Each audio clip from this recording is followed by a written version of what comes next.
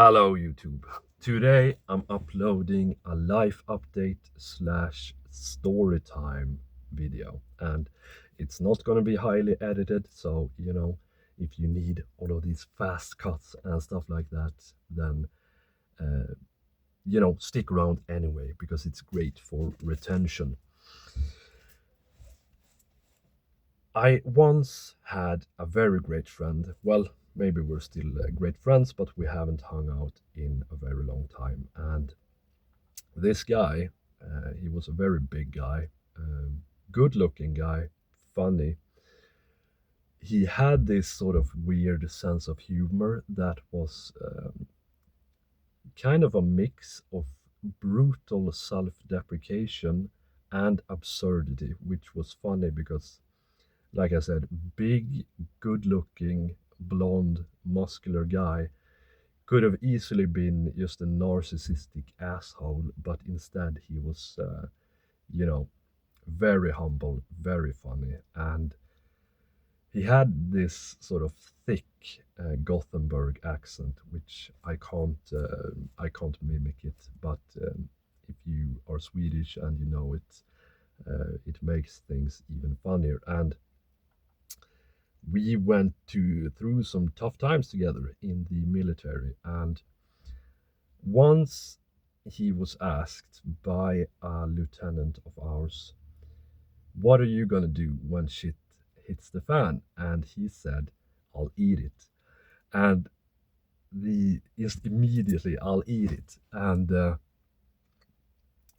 was, he was so quick with his just wild, absurd claims. And the lieutenant said, "You'll eat it? That's the most idiotic thing I've ever heard." "Yeah, I'll eat all of it," he said. And ever since then, I'll always say when things are getting tough, it's time to eat shit.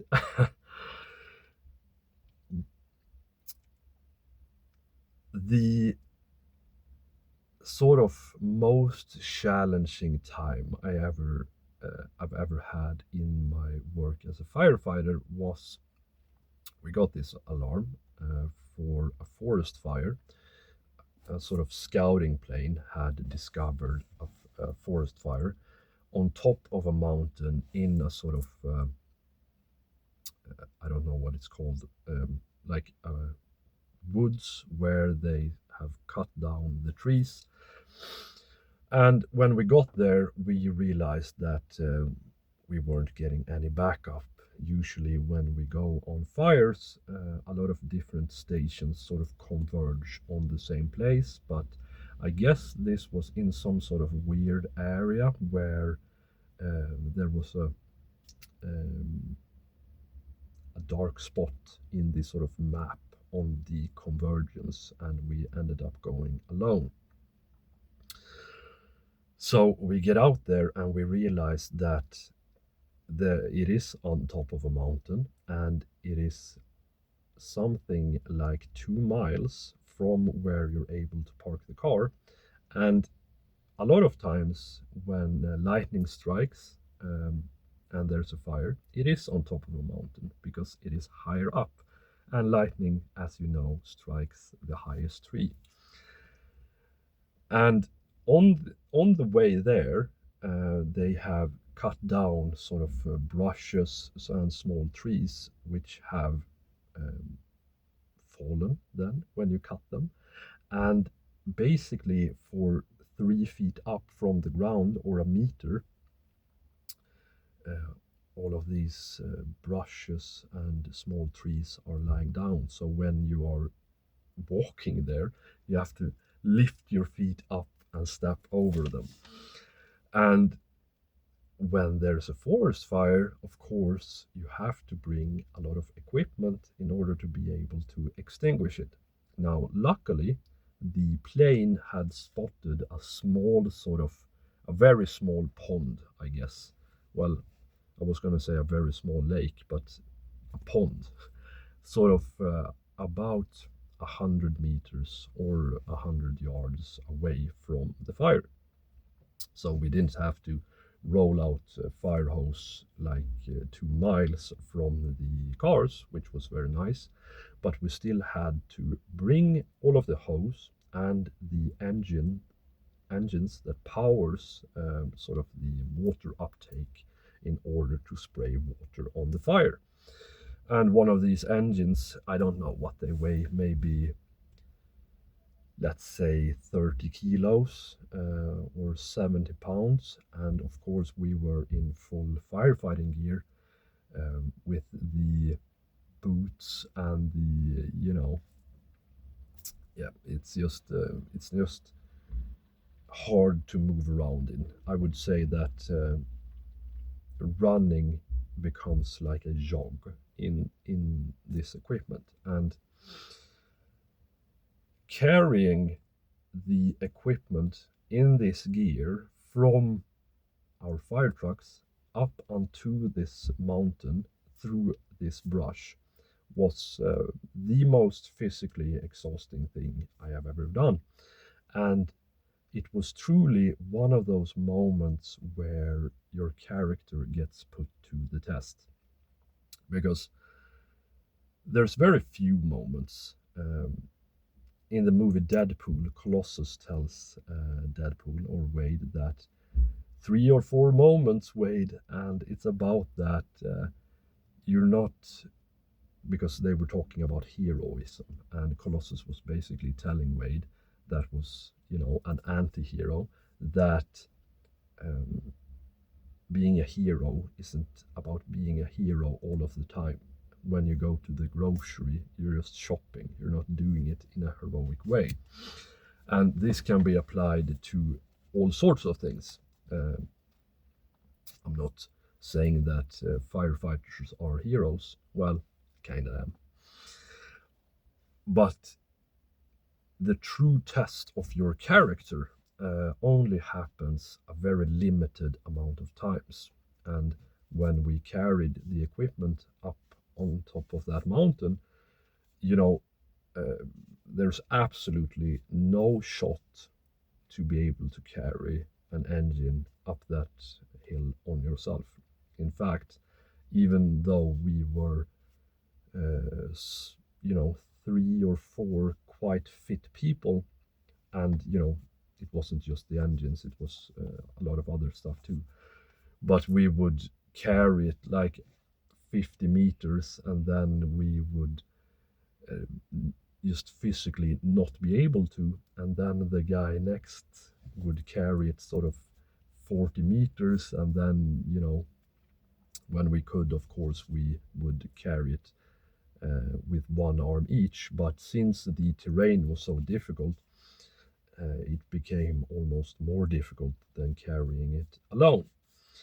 And those sort of moments go far beyond, just far, far beyond how much a person is able to push themselves in a workout. And this is something that I've realized on various different occasions, because another time, just a small side tangent, was in a work situation where I had to loosen a bolt using a sledgehammer, and it took me something like 6 hours. And you know just going way, way, way past how much you push your arms and hands in a working out situation, even as an arm wrestler, I would say. And arm wrestling is a great example, because in a super match, obviously, you push yourself much, much, much harder than you ever could in a training situation. And those few moments is actually what entirely determines your character. One of the best examples that I like to use is Judas, the guy who betrayed Jesus. Judas was loyal 99.99% of the time, yet he is considered perhaps the greatest traitor of all time. And it is truly actions that determine whether you are a good or a bad person. Because, while you can say sweet, nice words and, be encouraging, and that is good, if you say nice things to a person while doing them harm, then of course the action is supersedes the words, and the words in that context might actually make it worse even. And it is the action and interaction with other people that makes you a good or bad person.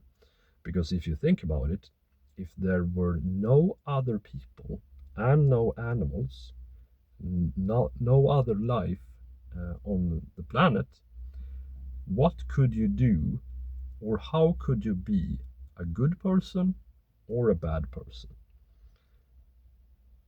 I can't think of any example. Let's say there are no people, then you could be a bad person, I guess, by torturing animals.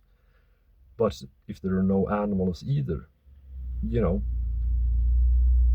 everything you do is for against yourself. And of course, you could make the argument that destroying the environment or destroying the world would be bad, but if there's only you and there only ever will be you, then that is not a consequential action for good or bad. So Judas, while sort of heroic, or loyal 99.9% of the time, it was only during the times when it didn't matter. And that ties into the point of Colossus. It doesn't matter what you think of yourself or what you say or what you're like when it's in everyday situations. It is when push comes to shove, when you're stuck between a rock and a hard place, or when shit hits the fan, that your character gets truly tested. So it's very important to look for these moments and really, really try your absolutely very best to try and rise to that occasion, because you only get 3 or 4 moments per thing, perhaps, to show yourself and the world what you're made of. And right now in school, we have the most challenging time, bar none. It has been so extremely stressful that it is crazy, and it is partly due to um, the fact that in earlier sort of semesters we've had quite an easy time, but it is also, in my opinion, just a disastrous schedule where we have, I think it is 7 um, assignments that we are doing concurrently. We actually struggled to even get an overview of what it is that we're going to do.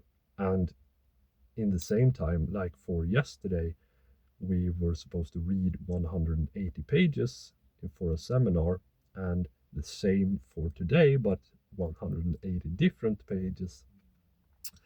We have to do test administration, we have to do sort of statements, we have to do a character statement based on a book, we have to do, of course, written exams, 2 of them, since a lot of us got an F on the first one, and like 3 more things that I can't even remember off the top of my head. But let me tell you, I love it. I love it so much. I love the opportunity to eat shit, because if there is, like most people, I have my good sides and my bad sides, and I'm kind of grandiose. I like talking more about my good sides. Everyone's like that. But one of the things that I actually love most about myself is that when push comes to shove, I always rise to the occasion. Every single time that Colossus has whispered in my ear 2 or 3 moments, I've always pulled through. Now, I'm not super good in the sort of middle thing. I'm very good when things get tough, and I'm very good when things are good. Not so good in the middle. But you know what? As shown by Judas, those 99% doesn't matter at all. So right now I am just studying and doing stuff like crazy. I've never studied this hard, and I'm very happy that I finally get the college experience that I longed for so much, where you're studying but you're tired in the evening, but you keep studying, and yeah, just climbing up the mountain. It is very stressful in some sort of bad ways because you have to rely on other people that sort of let you down sometimes in various forms, and that is something that I honestly very much miss about. Well, I still do firefighting, but the military and the construction business and doing lumberjacking is that in those situations you could always trust other people to do their part, and perhaps even more. A lot of the people that I've worked with in those jobs, I would put my life in their hands, and I would do, and I have on several occasions. And a very important thing to understand is that the testing, the character testing, and the hazing that surrounds it is crucial in order to sort of find out before those 3 moments if you're going to make it or not, if you're going to pull through or not. And one of the most stressful things about academia is that this has been completely eliminated because people's feelings get hurt, and it's a system that is designed for everyone to make it through.